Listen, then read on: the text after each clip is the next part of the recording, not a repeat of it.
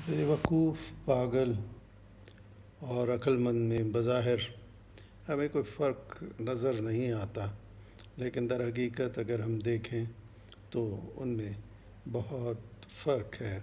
और फ़र्क को समझने के लिए हम एक मिसाल लेते हैं कि अगर एक सड़क हो चलती हुई और दो लोग उसमें खड़े हो जाएं, तो दोनों को जब आप इन्वेस्टिगेट करें तो पता चले कि एक सही दिमाग है और एक का दिमाग ख़राब है।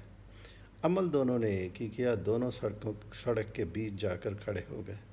लेकिन लेकिन अगर आप देखें तो दोनों के इस काम के करने में फ़र्क है। एक वो है जिसे बिला सोचे समझे वो सड़क के बीच जाकर खड़ा हो गया, उसको इसका पता ही नहीं कि इसके नताइज क्या होंगे। लेकिन दूसरा शख्स ये जानते बूझते कि हाँ, सड़क के बीच जाकर मैं खड़ा हो जाऊंगा तो उसके नताइज क्या होंगे, तो दोनों में फ़र्क हो गया। एक पागल है और दूसरा बेवकूफ़। और ये बेवकूफ़ी बाज़ औक़ात बहादुरी भी शुमार होने लगती है। लोग देखते हैं कि भाई वाह, कैसा निडर है, बेबाक है कि चलती ट्रैफिक के बीच में जाकर खड़ा हो गया।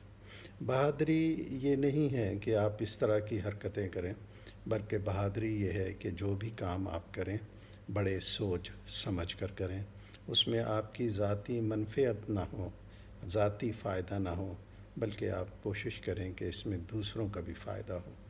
अपने फ़ायदे को रोक कर दूसरे को फ़ायदा पहुंचाना ये बहादुरी है।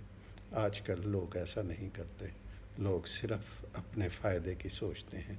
लिहाजा मुआशरे में बुज़दिली दिन ब दिन बढ़ती चली जा रही है।